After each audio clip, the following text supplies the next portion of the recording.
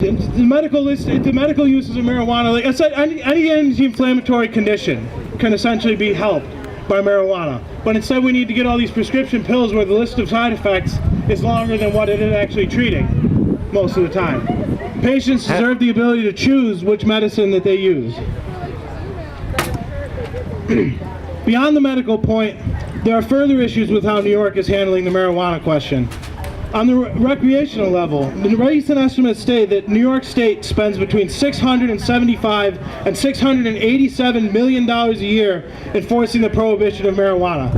I repeat, up to $687 million a year is spent trying to prevent people from using a substance that is 114 times safer than alcohol. Even if the government had good intentions in these efforts, we would still, through fine, arrest, and incarceration, be ruining the lives of individual people in an attempt to prevent them from ruining their lives. The most notable and ironic detail in all this mess is the fact that the laws themselves and the enforcement thereof are far more dangerous than any behavior they are trying to prevent.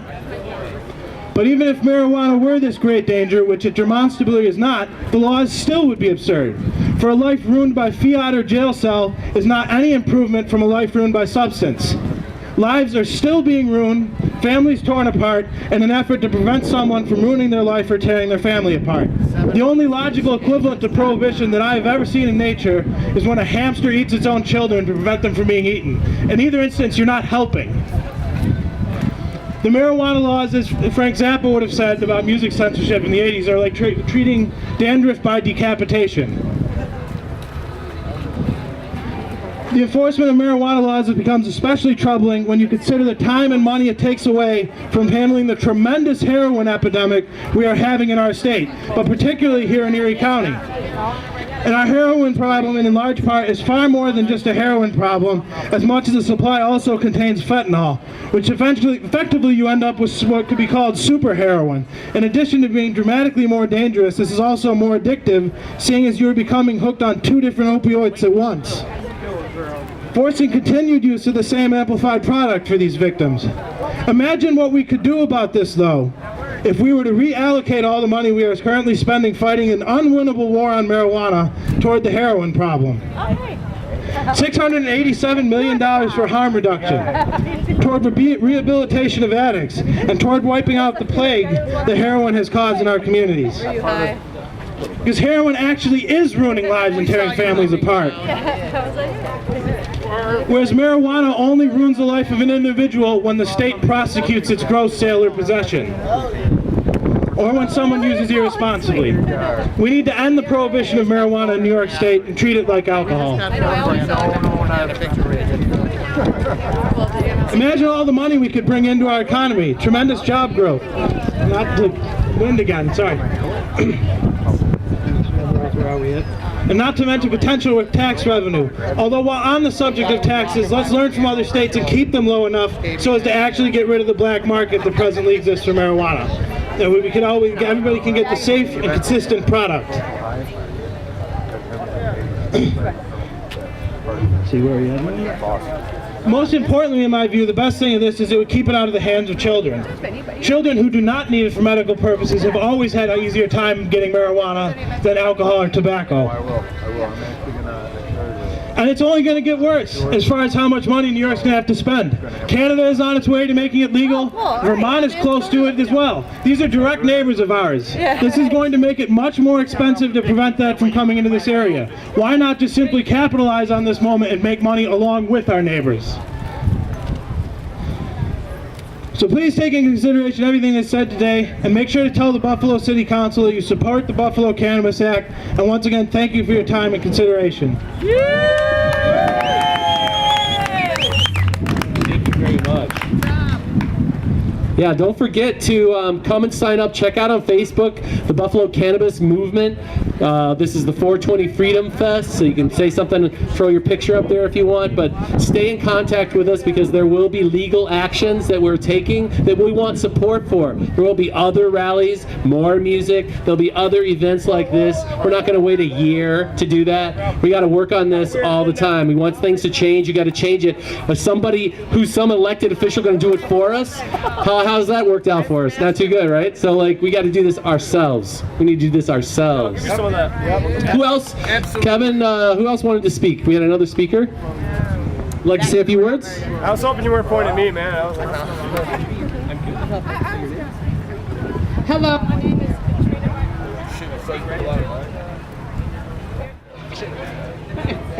Hello, hi. My name is Katrina Martin Bordeaux, and hey. All right, good to see everybody here today. It's good to see more attention around the issue of the legalization of marijuana for medical purposes and for recreational use also. What I would like to basically do is bring light to the fact that oftentimes a marijuana charge leads individuals from the high impacted communities in a situation where there's a repetitive and a constant petty arrest. Number one, that ain't right. That ain't right. That ain't right. That ain't right.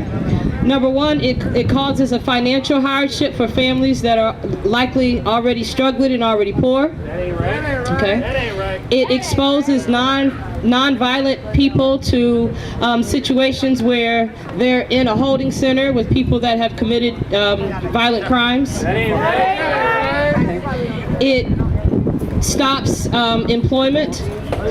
I would propose that THC would be completely removed from a drug screen panel for employment.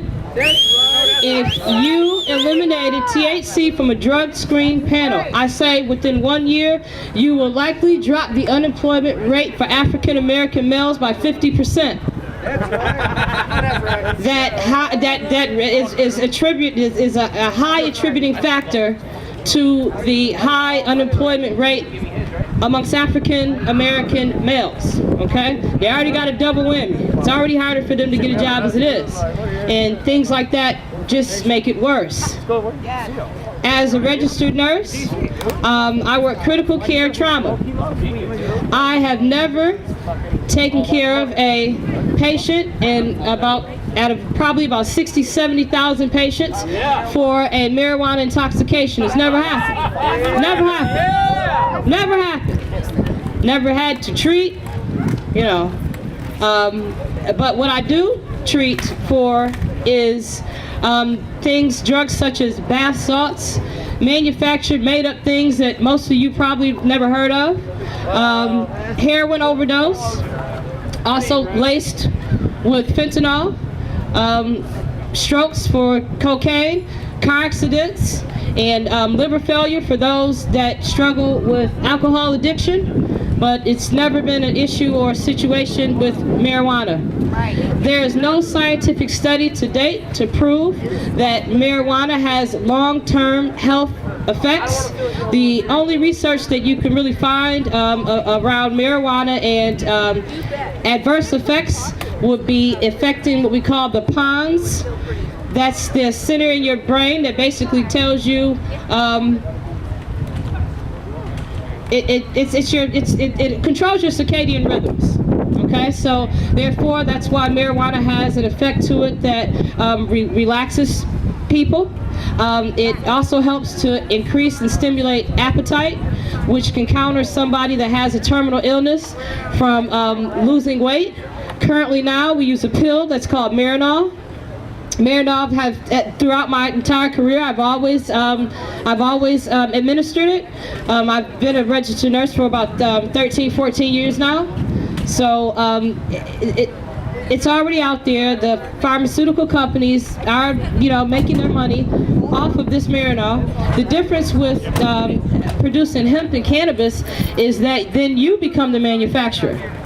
So then it also becomes an economic stimulating base for our communities also. But if I keep it in a pill form in a pharmaceutical company, then they're the only ones that reap the benefit from the drug. Number one, it's there, and it's there to be used, and it's there to be used for a positive, good purpose.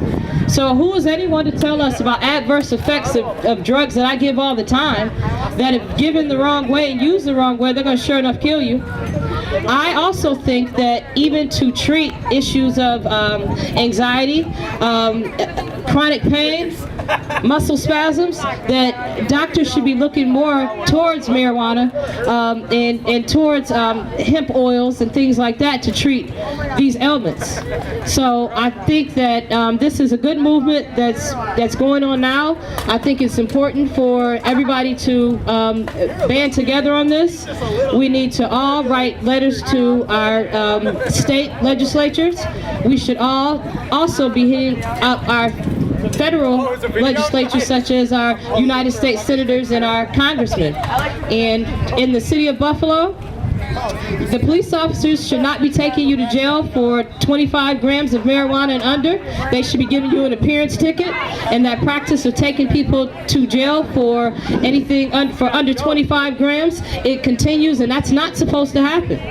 So anybody that you know that's arrested, and you know, so we would say 25 grams is 3 grams under an ounce. You're not supposed to go to jail. When you do, you need to report that, because we have to stand up and stand together and do something about this. And we should be supporting our interests. We should be supporting political candidates that agree with the fact that marijuana needs to be legalized for medical reasons and also for recreational use. So everybody keep up the good fight. It's good speaking to you today, and you know, have fun, spread the word, and stay active. Thank you.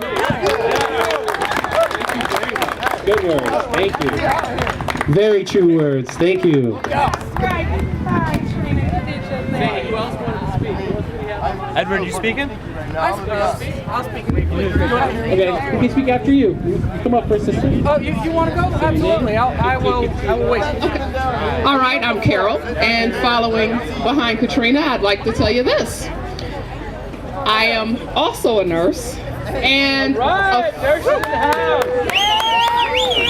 and a few years ago, though, unfortunately, I was in a severe car crash, and it left me with nerve damage and chronic pain. And as a treatment for my injuries, they had me on a muscle relaxer called Flexeril that our wonderful FDA endorses, and they say you can take this. Garbage! Yeah, you know why it's garbage? Because it causes liver failure. Guess what happened to me? And now, because I have liver failure, I can no longer take anything for pain. But they also won't give me medical marijuana to control the pain. Sucks, right? So that's why we need to keep the fight up. Medical marijuana, because there's other people out there just like me that, you know, they're all messed up, and the government tells you to take all of their synthetic stuff, and then when stuff